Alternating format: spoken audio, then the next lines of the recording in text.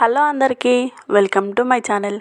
Vinayaka Chavithi special, అదేవిధంగా వినాయకుడికి ఎంతో ఇష్టమైన ఈ ఉండ్రళ్ళ పాయసాన్ని అయితే చాలా సింపుల్గా మరియు పర్ఫెక్ట్గా ఏ విధంగా ప్రిపేర్ చేసుకోవాలో చూద్దాము. ఈ ఉండ్రాళ్ళు పగుళ్ళు రాకుండా చక్కగా అయితే వస్తాయి. వీడియోనైతే ఎక్కడ స్కిప్ చేయకుండా చివరి వరకు అయితే చూడండి. అదేవిధంగా మన ఛానల్ని ఇంతవరకు సబ్స్క్రైబ్ చేసుకొని వాళ్ళు ఉంటే సబ్స్క్రైబ్ చేసుకోండి. ముందుగా స్టవ్ అయితే ఆన్ చేసుకొని ఒక పాత్రని పెట్టుకోండి. అందులో ఒక 1 కప్ వాటర్ని అయితే వేసుకోండి. ఇందులోనే ఒక 1 టేబుల్ స్పూన్ వరకు బెల్లం తురుమును కూడా యాడ్ చేసుకోండి. యాడ్ చేసుకొని బెల్లం అంతా ఈ విధంగా కరిగే వరకు అయితే వెయిట్ చేయండి. బెల్లం అంతా కరిగిపోయిన తర్వాత ఒక 3/4 కప్పు వరకు బియ్యం పిండిని అయితే వేసుకోండి. ఇదైతే పొడి బియ్యం పిండి. ఈ విధంగా వేసుకున్న తర్వాత కలుపుకోండి. స్టవ్ని అయితే సిమ్లో ఉంచుకొని ఈ ప్రాసెస్ని అయితే కంటిన్యూ చేయండి. చూడండి, మనకి ఈ పిండి మొత్తం ఈ విధంగా అంతా దగ్గరికి అయ్యే వరకు అయితే ఉంచుకోండి. ఈ విధంగా మొత్తం దగ్గరికి అయిన తర్వాత స్టవ్ని అయితే ఆఫ్ చేసి దీన్ని వేరొక ప్లేట్లోకి అయితే తీసుకొని చల్లార్చుకోండి. ఇప్పుడు వేరొక పాత్రను అయితే పెట్టుకొని అందులో ఒక 1 కప్ వరకు బెల్లం తురుమునైతే వేసుకోండి. వేసుకొని ఇందులోనే ఒక 1/2 కప్ వరకు వాటర్ని అయితే యాడ్ చేసుకోండి. యాడ్ చేసుకొని ఈ బెల్లం అంతా కరిగే వరకు ఉంచండి. ఇది బెల్లం పానకం. పాయసం అనేది స్వీట్గా ఉండడం కోసం అయితే ప్రిపేర్ చేసుకోవాలి. మీరు కావాలంటే ఈ బెల్లం పాకం ప్లేస్లో మీరు షుగర్ని కూడా యాడ్ చేసుకోవచ్చు, అది మీ ఇష్టం. మనకి బెల్లం సిరప్ అనేది ఇట్లా పొంగొస్తే సరిపోతుంది. ఇదేమో పాకం రావాల్సిన అవసరం లేదు. ఇప్పుడు వేరొక పాత్రను అయితే పెట్టుకొని అందులో ఒక 3 కప్పుల వరకు వాటర్ని అయితే యాడ్ చేసుకోండి. పిండి అయితే పూర్తిగా చల్లారింది. ఇందులో ఈ కొంచెం ముద్దనైతే తీసి పక్కన పెట్టుకోండి. ఇప్పుడు ఈ బియ్యం పిండిని మొత్తం ఒకసారి మంచిగా కలపండి. ఈ విధంగా అంత సాఫ్ట్గా అయితే కలుపుకోవాలి. అప్పుడే మనకి ఉండ్రాళ్ళు అనేటువంటివి పగులు లేకుండా మంచిగా వస్తాయి. ఈ విధంగా కలుపుకున్న తర్వాత చిన్న చిన్న ఉండలుగా అయితే చేసుకోండి. మీరు ఏ సైజులో కావాలంటే ఆ సైజులో అయితే చేసుకోండి. చూడండి, ఈ విధంగా పగులు లేకుండా సాఫ్ట్గా అయితే చేసుకోండి. చేసుకొని వీటిని అయితే ఇప్పుడు పక్కన పెట్టండి.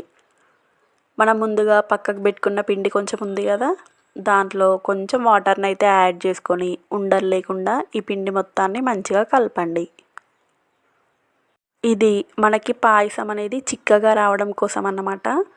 చూడండి, ఈ విధంగా పల్చగా అయితే కలుపుకున్నాను నేను. మీరు కావాలంటే ఇంకొంచెం పిండిని అయితే ఎక్స్ట్రా వేసైనా కలుపుకోవచ్చు, బాగా చిక్కగా కావాలంటే. ఇప్పుడు మనకి వాటర్ అయితే కొంచెం మరిగినాయి. ఈ మరిగిన వాటర్లో ఈ ఉండ్రాళ్ళను అయితే వేసుకోండి. వేసుకొని మూత పెట్టుకొని ఒక 5 మినిట్స్ అయితే ఉడికించుకోండి. మీడియం ఫ్లేమ్లో ఉంచుకొని ఉడికించుకోండి.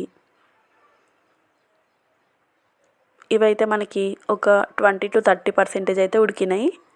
ఇప్పుడు ఇందులో మనం ముందుగా కలిపి పెట్టుకున్న ఈ పిండి వాటర్ని అయితే వేసుకోండి.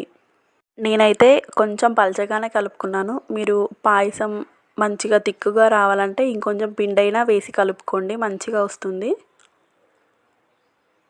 ఈ విధంగా ఈ ఉండ్రాలను అయితే ఒకసారి ఈ విధంగా కలుపుకోండి. కలుపుకొని స్టవ్ని అయితే మీడియం ఫ్లేమ్లో ఉంచుకొని మళ్ళీ దీనిపైన మూత పెట్టుకొని ఒక 5 మినిట్స్ అట్లా ఉడికించుకోండి, సరిపోతుంది.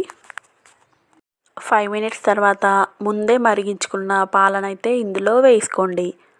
మీరు తీసుకునే క్వాంటిటీ, ఉండ్రాళ్ళ క్వాంటిటీని బట్టి అయితే మిల్క్ని అయితే యాడ్ చేసుకోండి. పాలని యాడ్ చేసుకున్న తర్వాత స్టవ్ని అయితే మీడియం ఫ్లేమ్లో ఉంచుకొని మరిగించుకోండి. మనకు పాలు ఆల్రెడీ మరిగిన పాలే వేసుకున్నాం కదా, సో ఇప్పుడు ఈ ఉండ్రాళ్ళు ఉడికే వరకు మనమైతే వెయిట్ చేయాలి. చూడండి, ఈ విధంగా ఉడికితే సరిపోతుంది. నాకైతే ఇక్కడ చక్కగా ఉడికిపోయిన ఒక 5 మినిట్స్కి. ఇప్పుడు అంతా ఒకసారి అయితే ఈ విధంగా కలుపుకొని స్టవ్ అయితే ఆఫ్ చేసుకోండి. బెల్లం సిరపు పూర్తిగా చల్లారిన తర్వాత వడగట్టుకొని ఈ పాలల్లో అయితే యాడ్ చేసుకోండి. మనకి స్టవ్ అయితే ఆఫ్లోనే ఉండాలి, లేదంటే పాలు విరిగిపోతాయి. మీరు ఇందులో మీకు కావాల్సిన డ్రై ఫ్రూట్స్ని అయితే వేయించుకొని అయితే వేసుకోండి. నేను ఇక్కడ డ్రై ఫ్రూట్స్ అయితే ఏం యాడ్ చేయలేదు. ఎండు కొబ్బరి అయితే వేసుకున్నాను కొంచెము. ఇప్పుడు స్టవ్ ఆన్ చేసుకొని ఒక 5 మినిట్స్ అయితే స్టవ్ని లో ఫ్లేమ్లో ఉంచుకొని మరిగించుకుంటే ఎంతో టేస్టీగా ఉండే ఉండ్రాళ్ళ పాయసం అయితే రెడీ అయిపోయింది. ఈ పాయసం ఇంకా చల్లారిన తర్వాత చిక్కగా అయితే అవుతుంది. చూడండి ఉండ్రాళ్ళు కూడా చక్కగా ఎలాంటి పగుళ్ళు లేకుండా మంచిగా వచ్చాయి.